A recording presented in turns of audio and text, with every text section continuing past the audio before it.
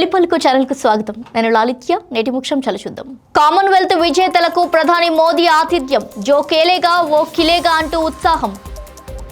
ప్రజా సమస్యల పరిష్కారమే ఏకైక ఎజెండా స్పష్టం చేసిన సీఎం చంద్రబాబు. డిఎస్సి అక్రమాలపై వైసీపీ ర్యాలీకి పోలీసులు అడ్డంకులు. తాడిపత్రిలో ఉద్రిక్తత. వైద్య విద్యార్థిని ప్రియాంక మృతి. కుటుంబానికి 20 లక్షలు ఆర్థిక సాయం ప్రకటించిన ఏపీ ప్రభుత్వం. పెద్ది సుదర్శన్ రెడ్డి విగ్రహ గద్దె కూల్చివేత. నర్సంపేటలో బీఆర్ఎస్ నేతల ఆందోళన. భూ వివాదంలో రైతు ఆత్మహత్యాయత్నం. కాంగ్రెస్ నేత వేధింపులపై సంచలన ఆరోపణలు. నాగార్జున సాగర్లో వరుణయాగం. మంత్రి ఉత్తమ్ కుమార్ రెడ్డి దంపతుల ప్రత్యేక పూజలు. వివాదాస్పద వ్యాఖ్యల కేసులో ఆర్ఎస్ఎస్ నేత టీజీ మోహన్ దాస్ అరెస్ట్. కర్రెగుట్టలో తెలంగాణ డీజీపీ సివి ఆనంద్ పర్యటన. గ్రామస్తుల సమస్యలపై ఆరా. విద్యార్థులపై లాఠీ చార్జ్కు అమిత్ షా సమాధానం చెప్పాలంటూ పార్లమెంట్ ఎదుట ఇండియా కూటమి ఎంపీల నిరసన. యూసీ బర్క్లీలో బట్టి విక్రమార్క. తెలంగాణలో స్వచ్ఛ ఇంధన విప్లవంపై కీలక చర్చలు.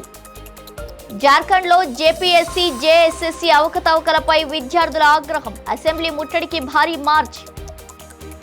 జార్ఖండ్ పరీక్షల అవకతవకలపై సిబిఐ విచారణ చేయాలన్న భాజపా ఎంపీ నిషికాంత్ దూబే.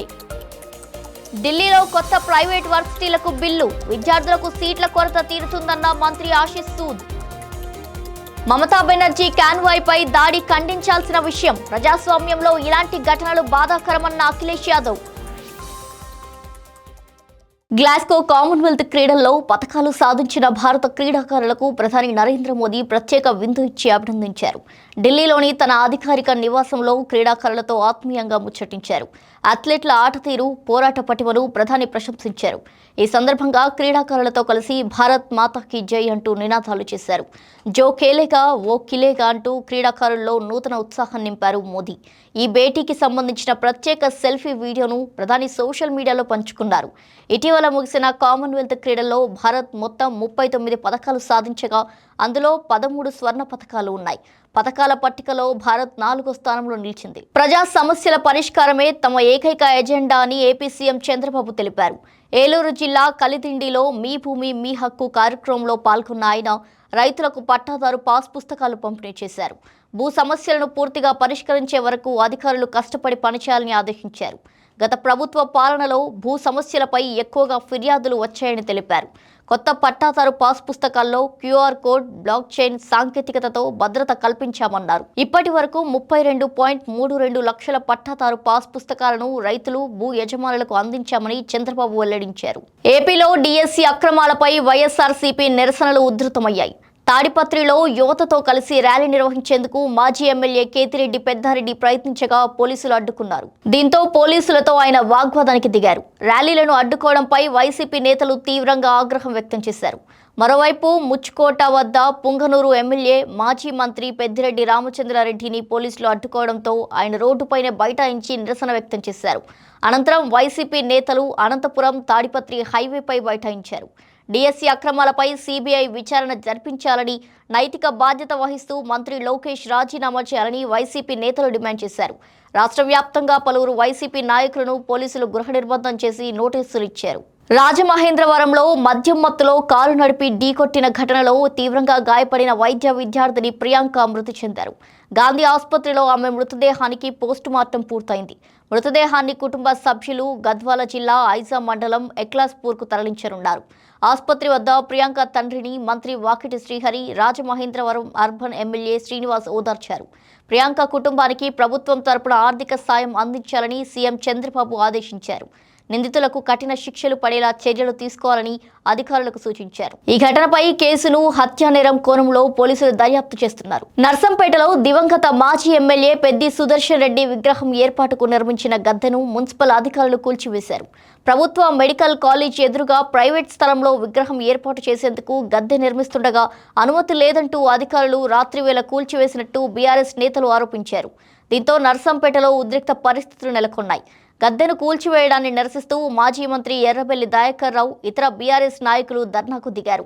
ఎర్రబెల్లి దయాకర్ రావును పోలీసులు అదుపులోకి తీసుకునేందుకు ప్రయత్నించగా బీఆర్ఎస్ కార్యకర్తలు అడ్డుకున్నారు. దీంతో అక్కడ కొద్దిసేపు ఉద్రిక్త వాతావరణం ఏర్పడింది. పెద్ది సుదర్శన్ రెడ్డి విగ్రహం ఏర్పాటుకు ప్రైవేట్ స్థలంలో గద్దె నిర్మించిన అధికారులు కూల్చివేయడం అన్యాయమంటూ బీఆర్ఎస్ నేతలు ఆగ్రహం వ్యక్తం చేశారు. ఖమ్మం జిల్లా చింతకాని మండలం నాగులవంచలో రైతు ఆత్మహత్యాయత్నం కలకలం రేపింది. తన భూమిని లాక్కునేందుకు కాంగ్రెస్ నేతలు వేధిస్తున్నారంటూ ఆరోపిస్తూ జొన్నలగడ్డ మల్లికార్జున అనే రైతు పురుగుల మందు తాగి ఆత్మహత్యాయత్నానికి పాల్పడ్డారు. రోడ్డు నిర్మాణం పేరుతో తన భూమిని మాత్రమే తీసుకునేందుకు ప్రయత్నిస్తున్నారంటూ ఆయన ఆవేదన వ్యక్తం చేశారు. తనపై దాడి చేయడమే కాకుండా కేసులు పెడతామని బెదిరిస్తున్నట్టు ఆరోపించారు.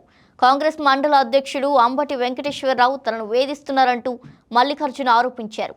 మా వెనక బట్టి విక్రమార్క ఉన్నారు, ఏం చేసుకుంటారో చేసుకో అంటూ బెదిరించారంటూ ఆయన ఆరోపించారు.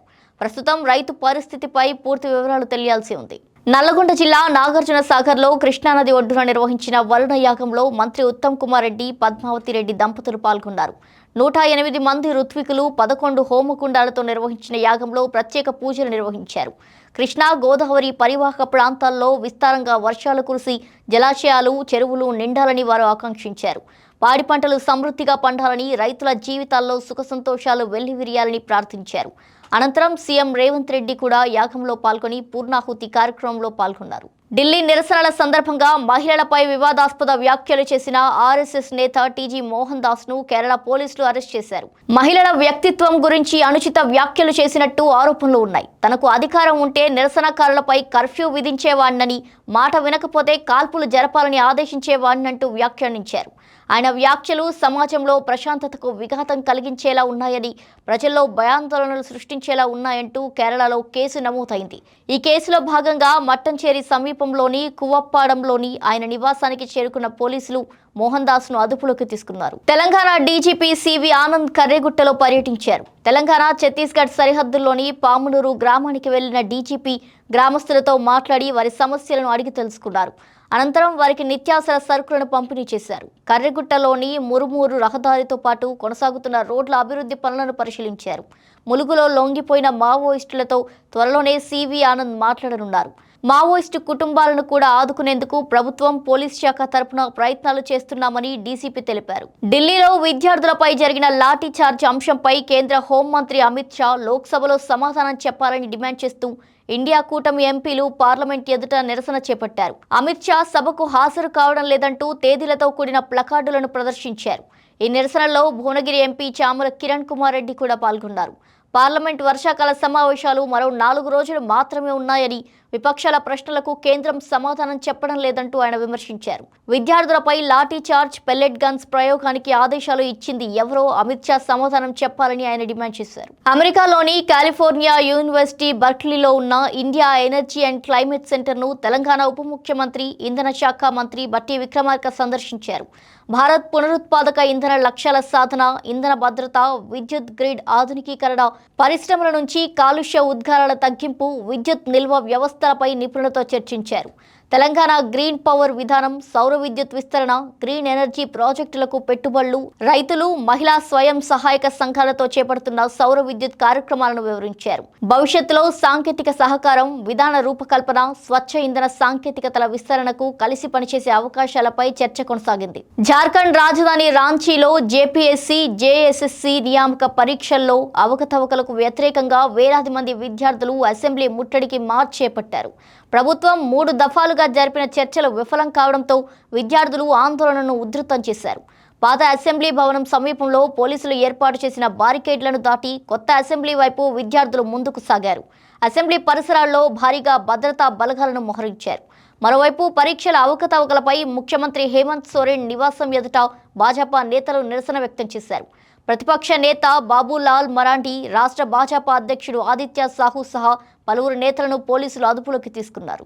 జార్ఖండ్లో పరీక్షల అవకతవకలకు వ్యతిరేకంగా కొనసాగుతున్న విద్యార్థుల ఆందోళనపై భాజపా ఎంపీ నిషికాంత్ దుబే స్పందించారు. విద్యార్థుల నిరసనల వెనుక భాజపా ఉందంటూ వస్తున్న ఆరోపణలను ఆయన ఖండించారు. జేపీఎస్సీ, జేఎస్ఎస్సీ పరీక్షల వ్యవహారంపై సిబిఐతో సమగ్ర విచారణ జరిపించాలని డిమాండ్ చేశారు. జేపీఎస్సీ సభ్యులకు జేఎంఎం కాంగ్రెస్తో సంబంధాలు ఉన్నాయని తాము గతంలోనే చెప్పినట్టు గుర్తు చేశారు.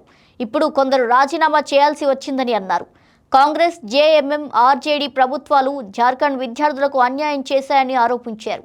ఉద్యోగాల విషయంలో కుటుంబ సభ్యులు, బంధువులకు ప్రాధాన్యం ఇచ్చారంటూ ఆయన విమర్శించారు.